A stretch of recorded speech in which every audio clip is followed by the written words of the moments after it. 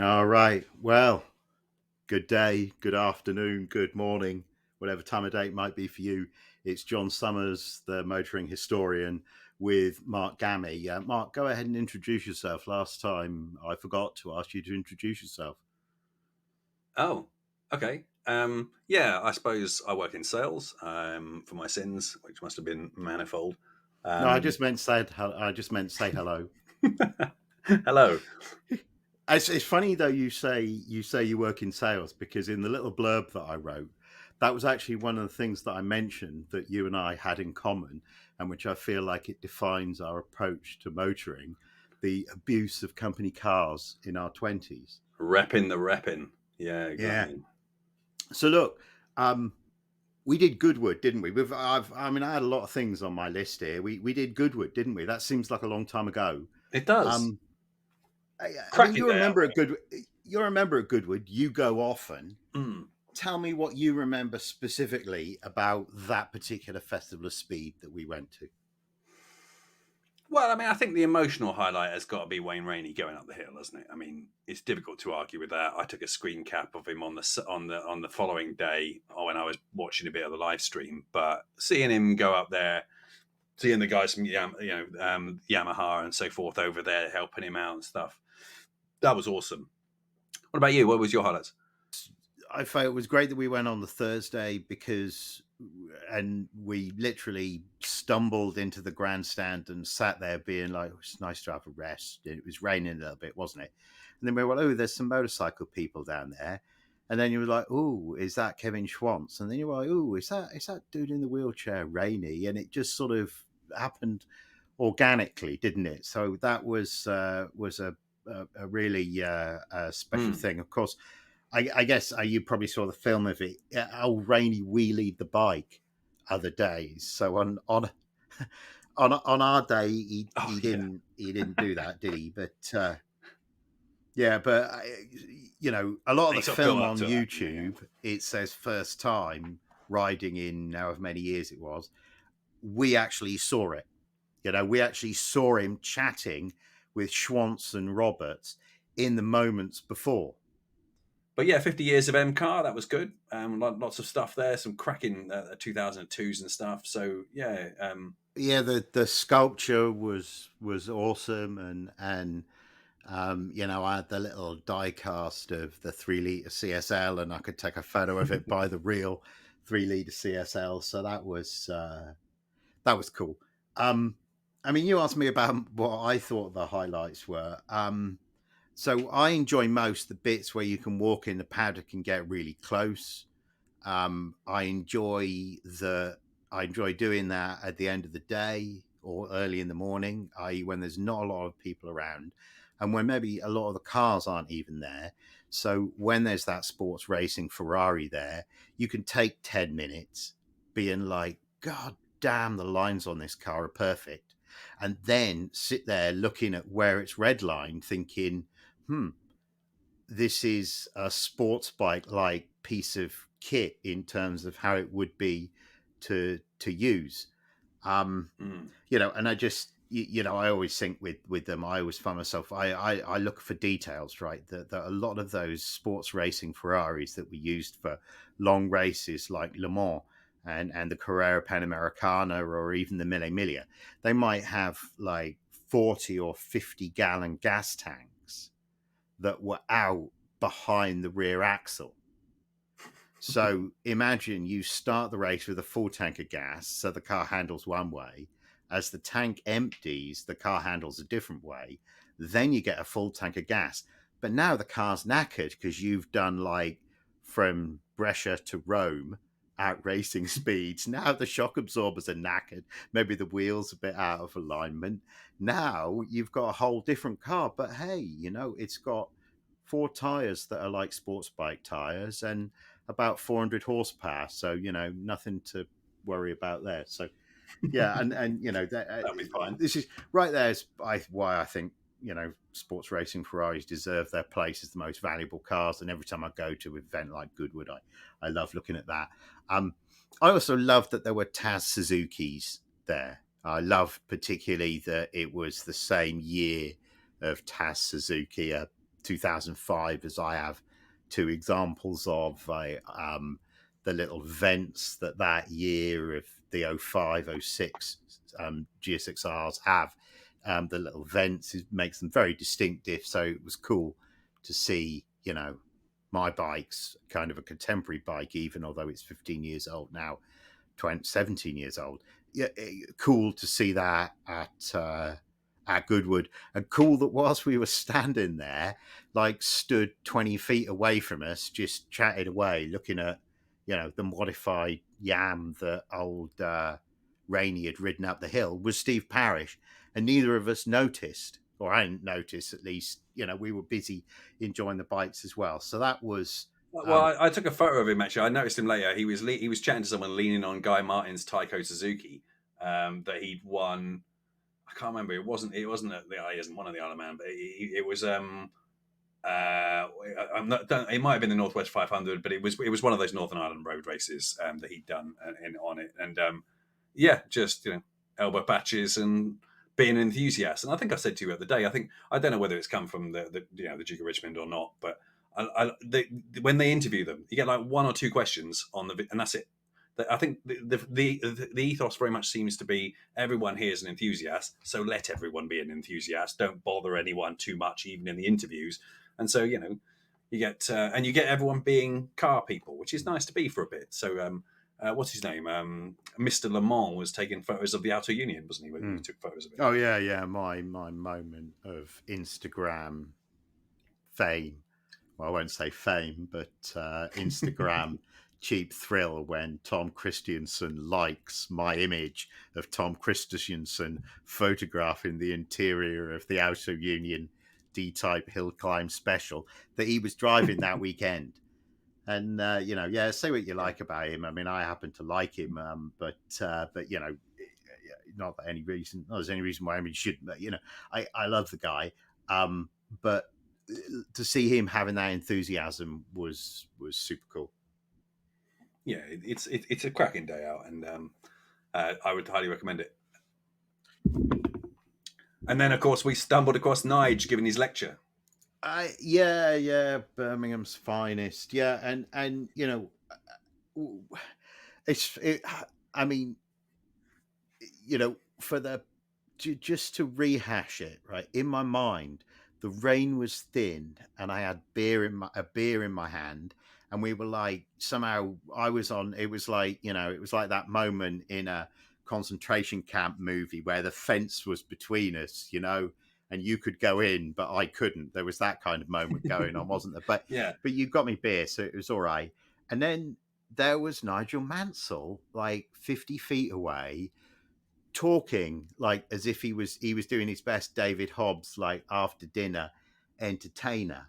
But my word, was he the same old-fashioned, grouchy, point-scory bloke you would meet in a pub in Birmingham, right? He's like a bloke who you would meet in a pub in Birmingham. He's like the kind of bloke who, when you were selling tech products, would say he was going to buy it and then would say, oh, well, this happened and that happened and that happened. And you'd be sitting there listening to him, but you're going to get to the punchline in a minute. And that was why you're not going to buy it, stroke didn't win the race. He's like that, isn't he? It's like, yeah.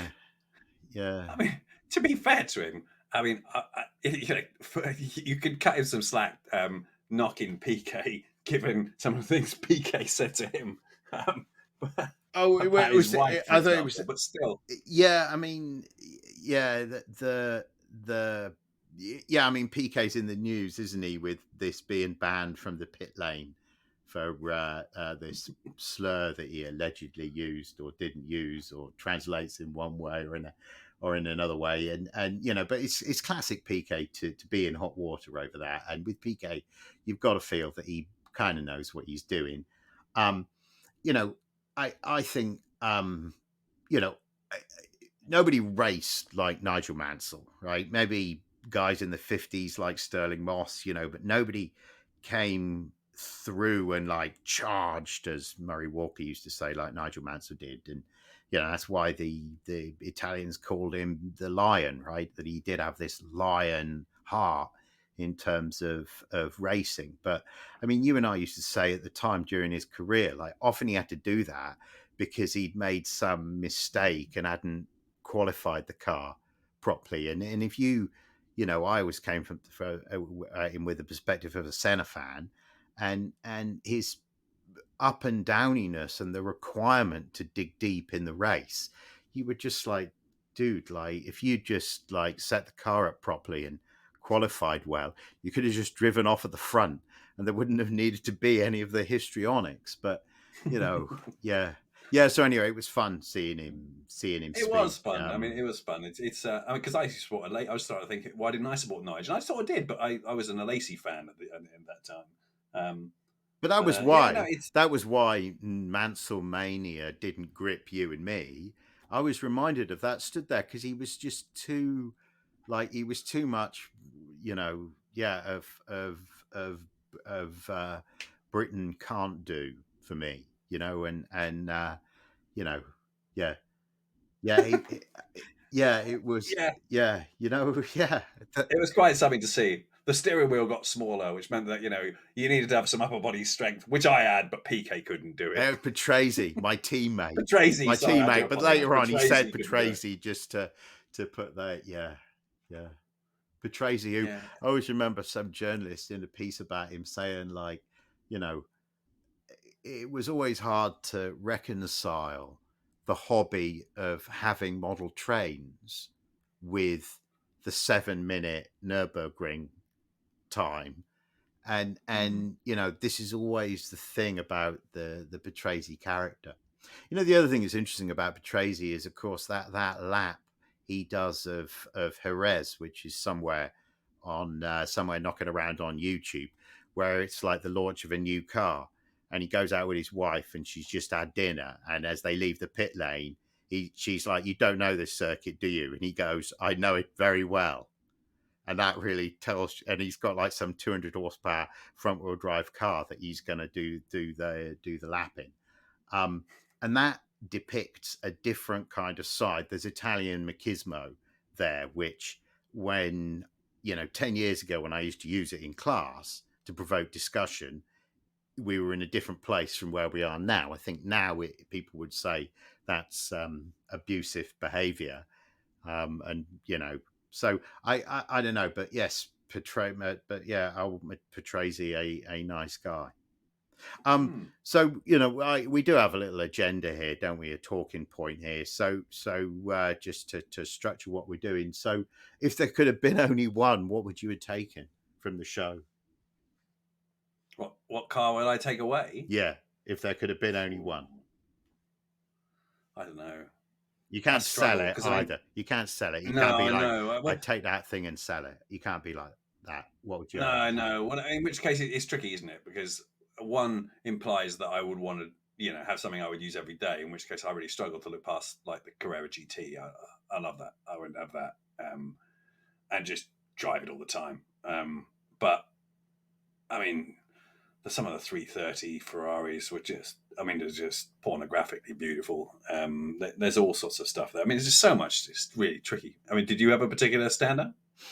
Yeah, whatever those sports racing Ferraris that we were looking at, there were a couple, and I would have been happy with both of them. I think one was a full body Testarossa.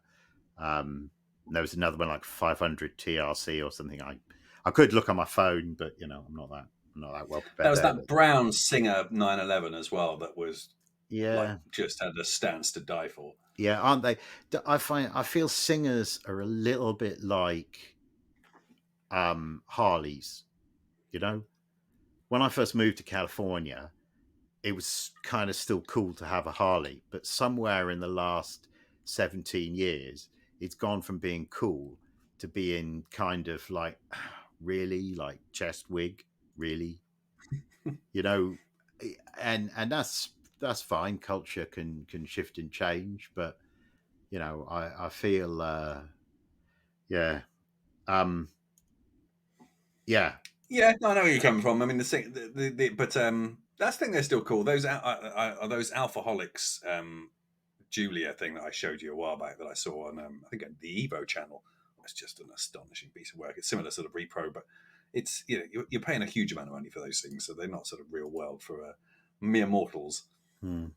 I mean, I don't know. I read a really interesting book about the history of Mulholland Drive, and it's written by a bloke who, in order to win races up on Mulholland, went to Germany and basically had Porsche build him a Targa Florio spec 911 RSR that wasn't like it was like Targa Florio spec, but this was the car that was going to do the best Porsche store along Mulholland Drive based upon the specifications that he'd given them. And you know, so the concept of the 911 perfected, I do understand that. Just as I understand the coolness of the Harley thing, I just feel it's like a bit kind of done to death. Now that, you know, I don't know. Is it me a bit like not liking Guns N' Roses because everyone else liked them? Like, you know? No, they weren't heavy enough for us.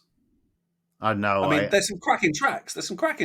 But I mean, I got had an argument with a couple of my brother's friends on his stag do in Amsterdam about whether or not Use Your Illusion 1 or whatever it was the best album of all time, which I argued it wasn't. But I was distinctly argued down. Yeah. See, I have time for Use Your Illusion 2. Or was it? Maybe it was the Appetite for Destruction one. I can't remember which. Appetite for Destruction is the one that everyone says is arguably the greatest rock and roll album ever. Must have been that.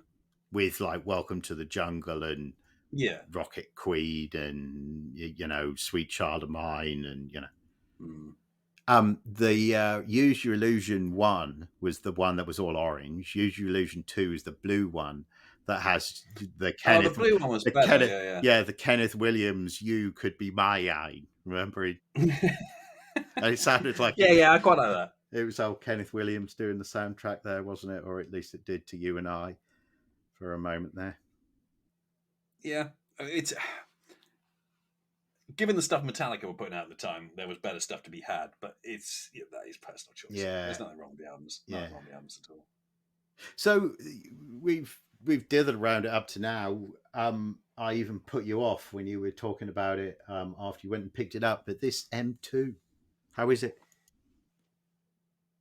Yeah, I mean, I haven't really driven it much. Yeah, I drove over to Colchester and dropped the RS Megane off and picked up the M2, and then drove it back. So a couple of hours of motorway work largely.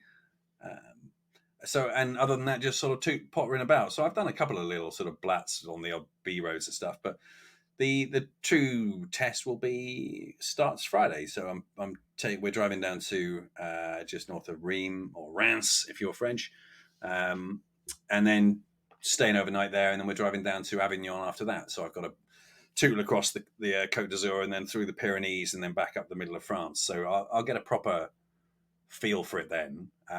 So far, I like it. I think the dynamics feel good. It's fast. It's turbocharged, so you've got a sort of usable lump of torque to make lazy, not really bothering to rev it. Progress rapid, but and then if you spank it a bit, there's plenty up at the top end. It doesn't get sort of full feral at the top end, but it does go. The performance exhaust, which I wouldn't have ordered because it was a ridiculously expensive option, is egregiously loud. But I got the impression from watching a few videos on YouTube that they were allowed. The standard exhaust is pretty bloody loud as well. So when you fire up if I was commuting and leaving every day at 5:30, I wouldn't have many friends amongst the neighbours pretty quickly. It's like, and then it sort of starts with the valves open, then closes them. It's just to say, like, I'm here, about as you were, But no, it's nice. It's got the tech side of it. I'm getting my head round. It's not much of it. I mean, BMW make a big fuss of it. You've got an app and all these other things you can do, and there's some fancy bits and bobs. But on the other hand, it's a 2016 or 2017 car, so you have to remember that because the tech's a bit old. So yeah, there's online stuff, but it's 3G, not 4G. Yeah, there's map updates that I've bought because the maps are from 2016, so I've updated the maps because I'm about to drive across Europe and I'll have the new ones, please. And that's not a ridiculous amount of money, and it updated to the 2022 maps, but you have to use a certain file system on your USB stick, and the USB stick can't be bigger than a certain size, and all this sort of faffing. Net, I had too big a USB stick, matron, and had to order another one from Amazon to arrive tomorrow. So I still haven't actually got the maps updated. So yeah, I mean, but as a package, I think it looks great. The respray on the wheels was a win, as it turns out, and yeah, it feels really tight together. I mean, so it'll be interesting to probably get it up into the Pyrenees and give it some beans. The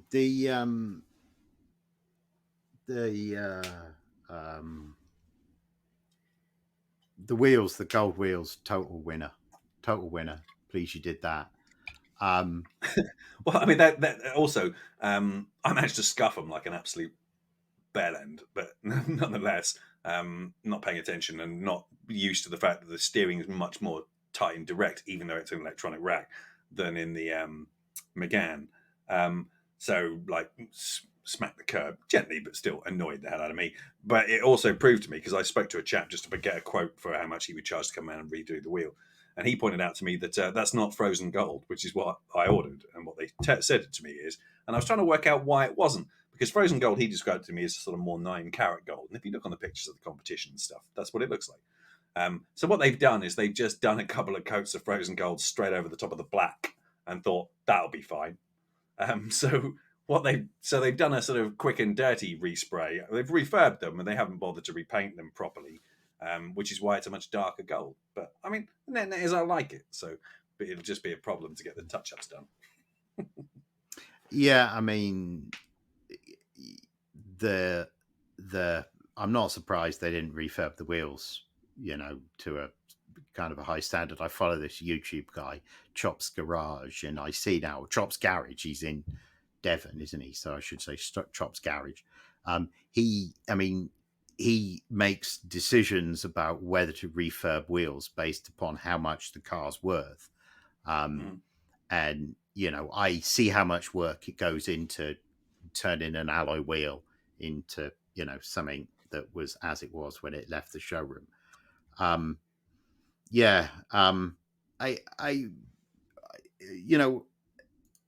feel this is somehow traditional, Gammy. This is almost a good sign that this has happened, because didn't you destroy an alloy wheel on your Nissan 350, indulging in some Dukes of Hazzard foolishness many moons ago?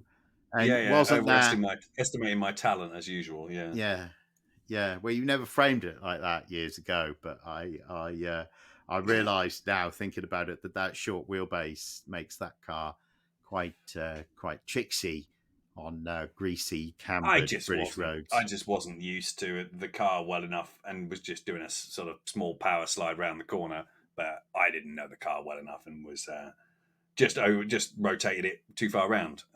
So just spun it round, and it sort of dinked the curb on the left hand side and damaged the rear wheel. Not very much, but yeah, annoyed me. Especially when I rang up Nissan and said, "Can I buy a new alloy wheel, please?" And they went, "Certainly, sir. That'll be £1,000." Yeah.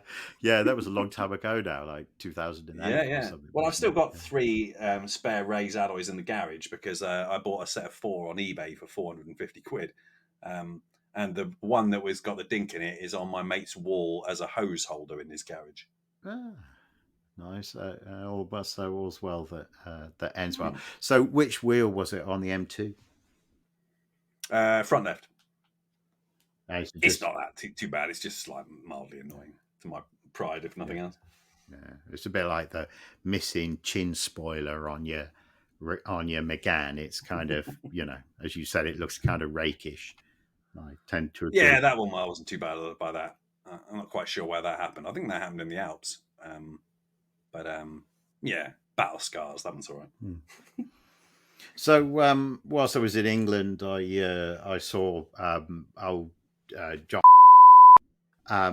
He's still living up north, but is spending more time down south because of the job that he's doing now. He said to me as we were walking to the station, Any thoughts about what I should try and drive?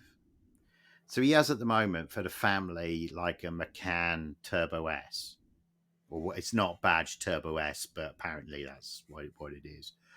Which for the family, I see why you would do that car. It's a practical decision. I did get him to admit that he very much missed the C63 that he had some 2 or 3 cars ago, because I not really talked to him about cars since he got rid of that C63, because I just I don't see how you could have. I mean that's like trading in one of your children, isn't it? I could never have parted with a C. I've never owned a C63 AMG. I just know if I had, I never could have parted with it. Yeah. But no. So this would be a second car. This might not be a lot of money. This might have to street park a lot. So isn't going to need to be too attractive to our light-fingered friends. What would you do? The advantage here being the budget is probably more than I might normally spend on a beta, but probably less. Probably would need to be 10, 15-ish. What do you do for that? I said to him, I'd get as much Jaguar as I could for the money and just roll the dice on reliability. And he didn't say anything, which implied that had been deeply unhelpful. Without having heard you say that before, I would have argued that is deeply unhelpful, to be honest. Well, in England, there's so many lovely Jags. Here, they've all got mirrored wheels, and whereas you get good diesel ones. Which models are you talking about? I mean, this Chops Garage guy, he had a turbo diesel XF that was like a 2012 or something that had 450 foot-pounds of torque. I mean, I know it's a diesel, right? But that would have. I found myself. I can't. When I was in England, I almost reached out to him and said to him, "Can I have that car off you just for a little bit, and then you have it back?" But then I realised it would potentially be an even more difficult conversation when I'd blown it up at the side of the motorway and needed to explain to him and to my wife that I not got a car for the job that I needed to do. So I didn't take that any further and just rented. Probably savvy. I don't know. So it needs to be what, 4 seats, 4 doors? Not necessarily. Which replacing a Macan S. It's not replacing it. It's sitting alongside. It's an additional car for him to use commuting to and from the north. So, if it has 4 seats, great. But, if we could make a strong case for something that didn't have 4 seats, he might think about it. Well, I mean, there's what was that? I found that Jag I was pointing out to you recently, didn't I? The with the that XK 500 horsepower supercharged one. Yeah. That was like 9.5. Yeah. With 70,000 miles, but one owner from new. Don't they do that in like a 5 Series size sedan? That's the kind of thing. That car would be a cheaper car to buy. Yeah, you can get the XFR. Yeah. Yeah, that would be, yeah. Yeah, because they look all right. They got a nice grill. I also said to him VXR8 or Monaro or whatever they call them. Either way, the Vauxhall version of the Pontiac GTO, Holden, Commodore V8, whatever, that GM thing. But the reality is they're a little bit vulgar, aren't they, frankly? A little bit. I mean, I like them, don't get me wrong, but I'm a chavvy scumbag. They are not, Yeah, they're unfortunately they have the kind of image that Capri had in the 80s, right? The Capris. And when you're getting rinsed for nearly £2 a litre, do you know what I mean? It's yeah. You can sort of justify it in your mind if you're putting it into an AMG or an M car or something like that, or a Porsche. It's expensive motoring, but there'll probably be some sort of clever tech that means you can still scrape 25 on a long run. Not in the Vauxhall. This tomfoolery with updating the nav, all of this is just, to me, feels like BMW. And I said to you we over email we were talking that you need the forums. The only Yeah, way, I've been on the forums. yeah, yeah, But yeah, I mean that's where I got a lot of the information. And I mean, look, I mean I'm a tech not aficionado. That's over egging it, but I'm a tech file, if you like. I'm keen, so I'm happy to sort of play around with it and read up on it and stuff. Um, and yeah, I mean, look, it's got an internal hard drive. I still can't find out how big that is, but I mean, it's going to be 10 or 20 gig or something like that, so I can chuck a bunch of tunes on there before we head off. I'll get the maps updated. Um, yeah, I mean it's quite fun to be able to play around and see what the weather's going to be like on there where you're going. You can do it like 3 times faster on your phone, but it's got like random tech that you think, well, I mean, I'm not that bothered, but it's sort of, I suppose it's sort of nice in the same way as having breakdown recovery is. There's a button for if you have an emergency, like you see a biker go down in front of you or something like that. There's a button up by where the lights would be, up on the ceiling, to press for like SOS. And because you've got GPS in the car, you can they'll come over the mic to you and say what's going on. You can say there's a biker gone down or whatever, and they'll send emergency services. So there's little things like that that's quite nice. They do that on the motorbike, on the BMW S1000 and stuff, don't they? There's this little trigger thing on the thing that you can essentially call BMW emergency. And if you crash the bike, it's got a lean angle detector thing. So if it detects you've gone off the road, they call you, and if you don't answer, they send the ambulance anyway. So there's a sort of an additional wrap that you don't get with some other car. You've got Mercedes and so forth, but I've not experienced that before. Renault had some nice tech in the RS, but as I said to the guy at the dealership when I was handing it over, they spent the money on the oily bits, and I was very happy with that. So. Yeah, I mean, it's just a different experience. I'm sort of getting my head around it. yeah. I mean, my wife's car. She has a 2004 E46 325 with the sport pack. The sport pack makes it, gives it the handling stuff, which is really nice. But I mean, it's an old car, but and we've had it for like 100,000 miles now. I'm still impressed by it whenever I drive it. I mean, you've heard me say that before, but yeah, the virtues of the car will come through the longer you own it. That's the point. So I think this drive. Well, I'd like to know what you think after the drive. We'll talk again after the drive. Yeah, I mean, it certainly feels really tightened together. And there's no, the suspension is the suspension, but you can soften up a little bit when you put it into comfort, and the comfort makes it bearable. I mean, I've driven a lot of hard ass suspension cars. That Cooper R was ridiculously hard, and I had 2 of those. So I'm not that bothered by that, and my long suffering wife is aware of that. But it's enough, and the sport pack doesn't make it extra egregiously loud, but it really does feel urgent. And because of the way it's a 3-litre straight 6, but at 80 or 85, it's sitting at about 3,200 RPM. So it's kind of in the bottom of the zone where the turbo is about to kick up, because it's a twin scroll single, so it's ready to pick up about there. So you've got reasonable torque, although it's a little bit laggy below 2.5, but it's not slow. But when you lean on it, even in any mode, comfort, whatever, because it's just the same springs, it's not got clever adaptive suspension or anything like on the 3 or the 4. But it feels really punchy, irrespective. But I was worried. A lot of the reviews said that the low speed ride was painful. I'm not feeling that. And this trip will give us a good idea. And it's there was the I didn't realize before I bought it, and I'm watching a few videos afterwards about the difference between the N55 and it's not an S motor and this sort of like whatever. But it has got other stuff. I learned like it's got a double sump oil thing, so that if you're doing sustained high speed cornering, it's not gonna run out of oil and screw the motor. And the guy I saw whose video produced that, I can't remember what the gentleman's name is, but I watched it earlier on. Excellent video.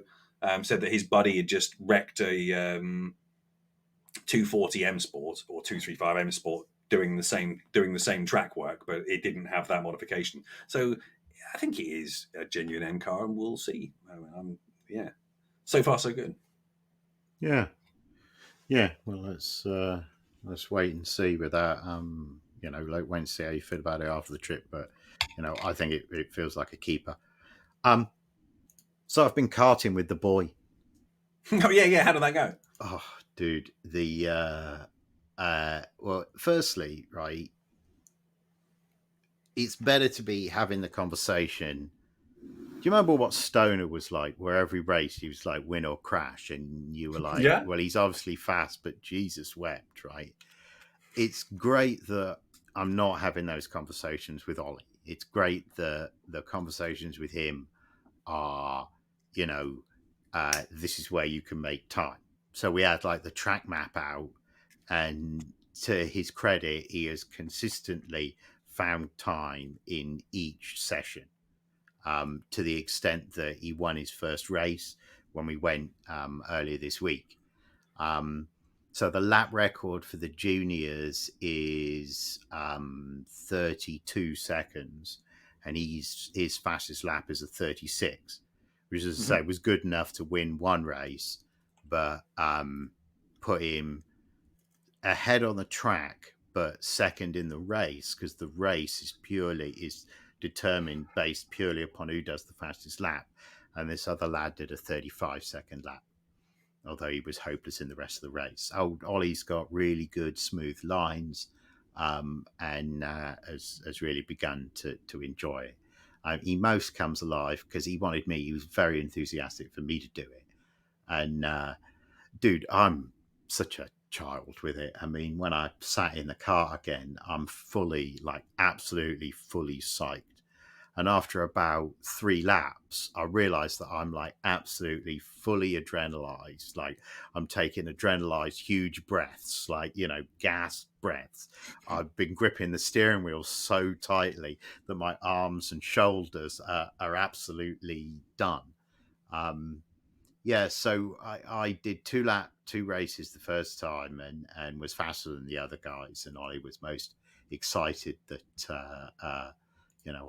but then I looked at the adult lap record and realized I was some distance off that.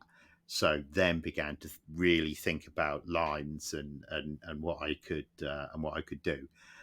So I'm now 2 seconds off the adult lap time, which puts me in the top 100 people in California or something.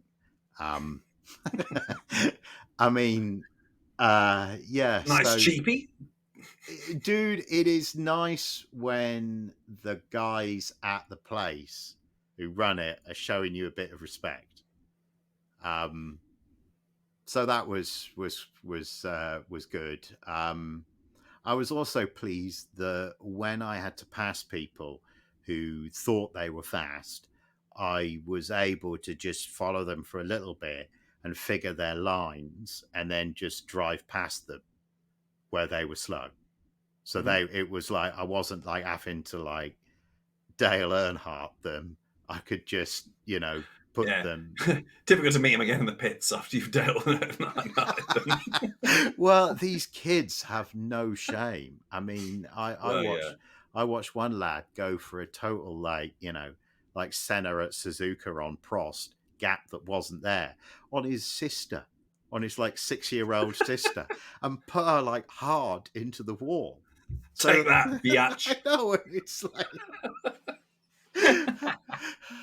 I So mean, out of line. Mind you, you beat up on those closest to you, don't you? I mean, yeah. me and my brother certainly used to reenact wrestling moves after the A-team on a Saturday afternoon. I mean, Yeah. don't Yeah. DDT me for real. Yeah, no worries. Yeah. So that's been fun. Have you been following Mike Booth and his updates? I haven't actually caught up with it for a little while, which I feel bad about. Actually, what's the latest? Well, I noticed on Instagram there was a photograph of him in his wheelchair in the hospital. He's there is also, I'm not sure if you see it on 44 Teeth, the YouTube channel. There are a couple of videos now of his TT diary. So one is like up to the day of, and then the last one is, I think, the morning of. I've not watched all of that when I was watching a little bit of it this morning. But yeah, there's a complete documentary right up to the time when when so yeah, he also in the TT video, we're still there on his helmet. He does the pan around, and Halvar and Clarence.com is very much still there and in the shot if you know exactly which frame to pause it on at least. Well, I mean, look, it is what it is. I mean, obviously, I feel awful for him, but I'm sure he'll go on to impress us with like what he does next anyway, because he's that kind of guy. Yeah, I've ridden bikes for years. Bikes are dangerous. You get unlucky on the road. That happened to you. Yeah. So you go and take a risk at a place like that. I'm happy to support you, and I wish him all the best. And I feel awful that it happened, and but it is what it is, and I'm sure he knew what he was going into. Yeah. So, in a kind of a segue, does this count as a slick segue? Whenever I do emceeing at any events at the Black Hawk, they always say to me, "Oh, you always have a good way of segueing from one thing to another." So many of these scenes at the Isle of Man TT feature transit vans, and you and I last saw each other when you dropped me off at Basingstoke Station, and I rode down to Portsmouth to pick up a Enterprise rental van. Well, they gave me a new transit, and I did 1,300 miles around England in it, and absolutely loved it. I'm not Absolutely loved surprised. it. Is it me, or is it because vans are for people who drive a lot, that the actual business of driving and how it feels on the road, all of those things are like done right for vans? I feel like they're done right for vans, and in so many cars that I drive, they're just not, the dynamics just aren't there. Whereas vans, the dynamics are always there. I feel that they're good to drive. Maybe other vans that aren't Fords or Mercedes might not feel that way, but this was, the shifter was close to the steering wheel and was slick, just like the one on my Fiesta ST. Yeah, I absolutely loved it. I did stupidly drive on a beach and get some stones caught up in it, and it started making a peculiar noise, and I ended up You loved calling. it, but you wrecked it. Well, I was like, Jesus, this was only about 100 miles into the trip as well, because I did. This Were you in is Wales? no. So I started at the end because obviously it's me, right? Um, and I went to Hastings because I'd never been to the site of the Battle of Hastings, Oh yeah. and that's the end of. I was exploring I was in the footsteps of King Arthur, and I thought I would have a look at the end of the Anglo-Saxon period. So William landed in this place, Pevensey. So I went to Pevensey first, and then I drove round from Pevensey to Bexhill, and it was there that I drove on the Pebbly Beach and got all sand or got all stones up inside the transit. But a bit of heavy braking soon fix that. So Yeah, that's good fix, yeah. that was that solved the problem. And it stopped making the peculiar noise it was making and made me feel a lot better. But whilst I was there, in fact, whilst I was dealing with the stones that I'd stupidly scraped up into the front of it because I was driving too fast on this pebbly bit, I noticed a plinth at the side of the road that said that Britain's first motor race took place here at Bexhill. And I was like, what? But yes, that's the truth. In 1902, there was a speed trial on the seafront at Bexhill, right where I was, right near where William the Conqueror landed, and not very far from Hastings, where the battle took place. So the following day, I went to the place where the race was organized. It's a hotel now, and they have this like foyer, like interest point, which is all photographs and the history of the Bexhill trials. So I looked at all of the cars and was highly amused to see that the fastest car was a 60 horsepower Mercedes in like the last year it was run in 1906 or something like that, which is So so it was like a run down the hill, and it was a really popular thing. And then when Brooklands opened, and Brooklands was in competition with it, kind of, when Brooklands opened, that was the end of Bexhill as a venue. Yeah. Hmm. So then I went to Hastings, and that was quite cool. And then I did a lot of other Arthurian stuff. So I went to Winchester, where they've got the original King Arthur's Round Table. There's record, That's after dude. I say, wait a minute. The original from what? The actual King Arthur's Round Table, dude. No, no, you're laughing, right? They carbon dated it to the middle of the 12th century. So it was made up about the time that Le Morte d'Arthur or, Bernard of Clairvaux, these like chroniclers who talk about Arthur, who made up the Arthur myth. Those people, it was about that time at the table, and it's too small for like a bunch of knights to sit around.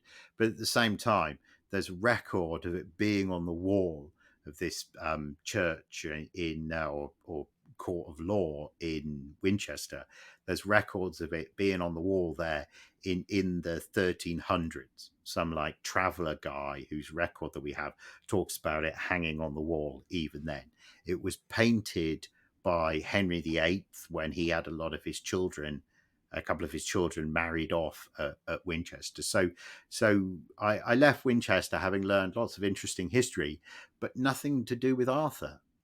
So then I went to this place, Cadbury Hill Fort, which they think is the site of Camelot. And it's basically, you Who are and I, they? but sorry. Who are they? These are they people that think this. Our historians. Right. Historians do. I was just checking we're not. It's not like Glastonbury people kind of thing. The line between, what you've described as Glastonbury people, and all I would say is, in a moment when I come on to Glastonbury Abbey and Arthur's burial site, there's considerable cause for doubt of the veracity of anything that you hear, but certainly Cadbury, the Iron Age hill fort, is an amazing hill fort, and Yeah, no doubt there. a place where I feel like Camelot could have been. It was big enough to have a town inside. It took me, what, 20 minutes to walk the perimeter of the earthworks. So what could have been inside was, as big as Uffington Hill Fort, not like a small kind of. So then at Glastonbury, I talked for a while with a man who had a Volkswagen van from Leeds on hot vacation and holiday, I should say, and we talked about how nice it was having vans, and I moaned about the size of British parking spaces, and he too said he thought they were unreasonably small, and I said, they needed to be bigger, and we agreed on that. And then I went and saw the place where Arthur was buried. Except they're not really sure about that because they moved the bones. And anyway, the bones that they dug up, they weren't really sure if they were Arthur's bones in the first place. Well, that seems like a sure thing. Yeah, which hurts the credibility of the whole like Arthur's Maybe a burial smidge, site yeah. thing. Although the actual setting of Glastonbury Abbey, with the abbey in ruins, and in 1500 it was one of the finest libraries in Europe, and by 1550 it was completely gone. It was the ruin that it is now, all thanks to Henry VIII, who seems to have been kind of Trumpy as far as I can make out when it came to the Yeah, destruction that's a good of point. I hadn't the. made that connection, but there was an air of Trump about the eighth. Well, I won't. It was when I was looking at the picture of him at when we went around the Tower of London. I went around the Tower of London with my family, and I was looking at him, and it was the orange hair that made me think, and the willingness to, you know upend tradition for what works for you and for the agenda right now, without wanting to make this podcast about Yeah. No, politics. there's an expediency to both individuals. Yeah, absolutely. No, it's interesting because I mean, we're when we're coming back up from France, I was looking through things I wanted to do on the way past, and we've got to spend a couple of days driving back up. So we're popping into Amboise to get some of the patisseries that I like, because from out of time there 20-something years ago. The legend that is Bigot Pastries Millefeuille. Oh, gee whiz. But we're then popping we're doing the Lascaux Caves on the way up. But then more to the point, after that, we're doing the Bayeux Tapestry. So I wanted to do the walk, the War Museum and stuff at the Omaha Beach and that sort of thing on the way past. And in order to be there, you sort of over by Bayeux as the natural place to stay. So the tapestry's over there. So yeah, I'm looking forward to seeing that. So yeah, no, it's interesting because I saw the pictures of you at Hastings. So it's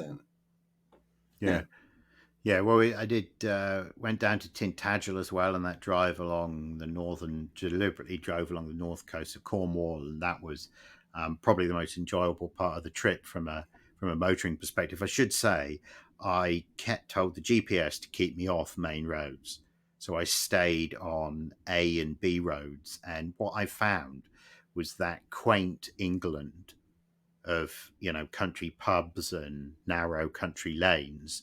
I found that in absolute spades. I grew up in the south of England, lived there for 30 years, and saw a side of the south of England that I'd sort of not seen visiting as a tourist and doing this like crazy, like Arthurian thing. So the sum up on the Arthurian thing was I looked for Arthur, but I found lots of Norman history. And the Norman history was cool. And because the other thing I did, I went to the lake where the lady brought the sword out. Well, there's nobody there. There was nobody there. And then so I was there at the side, seeing if I could feel a spiritual moment.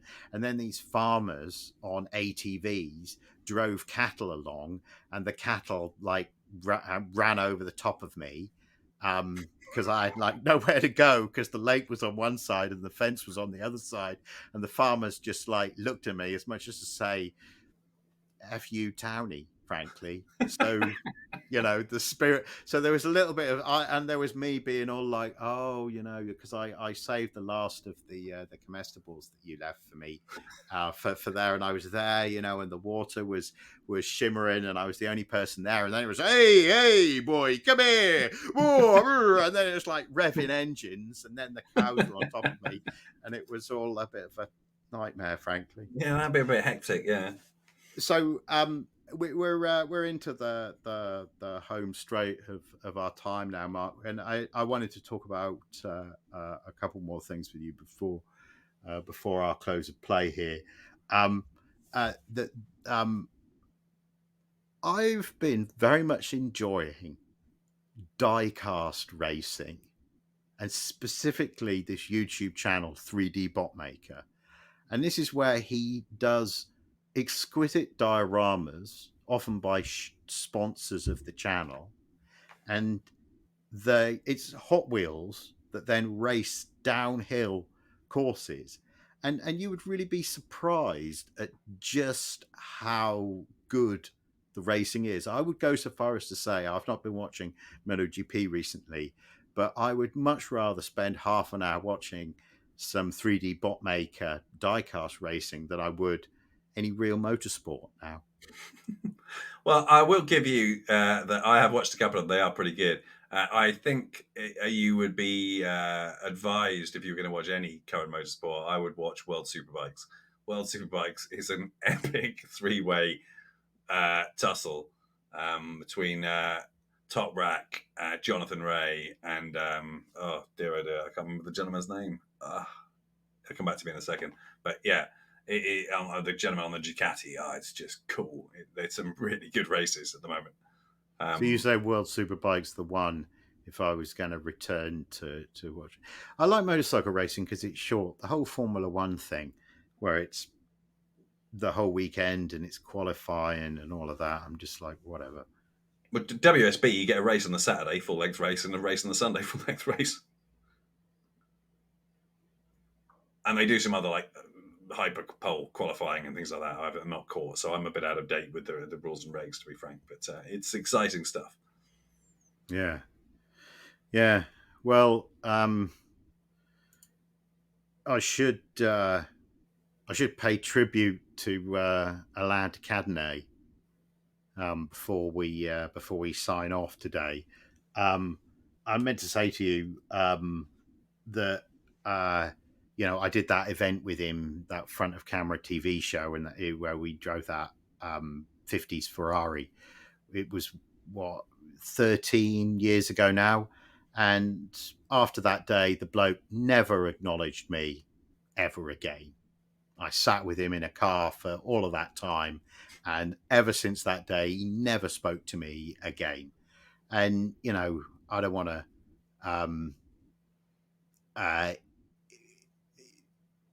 I felt firmly put in my place and reminded of my status, just as Ollie did when the fast guys picked up bits of rubber from the track and threw it at him as they overtook him.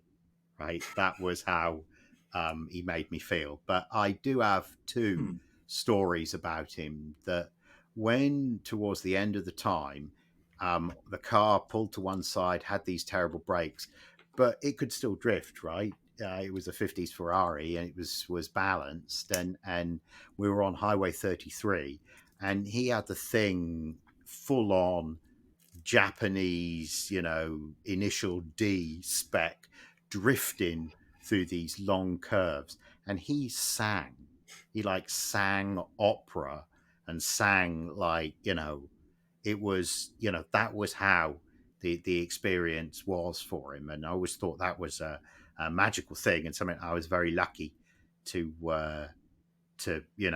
be with him, to experience, right? Not just the driving masterclass, but also the fact that he sang. And the other thing I was going to say about him has, of course, slipped my mind. Oh, I know what it was. Nixon, great bloke. I shared first class with him on a Pan America flight just before he was president.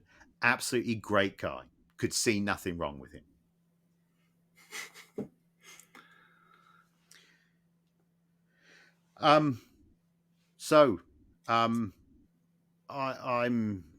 You're off to France. I'm fiddling around, getting ready for Pebble Beach.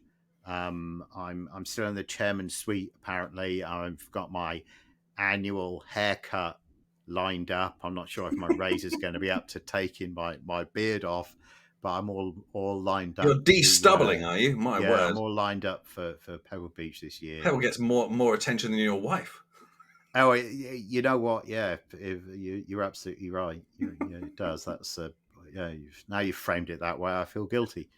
So I'm getting ready for that. I've spent this last week getting ready for a conference. That conference that I go to, the International Motor Racing Research Centre conference at Watkins Glen. I'm all set up for that, and I've semi-negotiated that I think I might be able to drive home from the conference. And I realized that the route, or you can if you take the southern route, it's basically the route of Route 66. Cool. So we'll see if I can negotiate that and make that come to pass properly. But that might be what I'm up to in November. So, nice, yeah. So, I won't say next week because it's not next week because I'm not doing these things weekly. But I will sign off now. Mark, thank you for your time. Pleasure. And and good luck in the Alps. And we shall reconvene shortly. Take care. Cool. Cheers, man.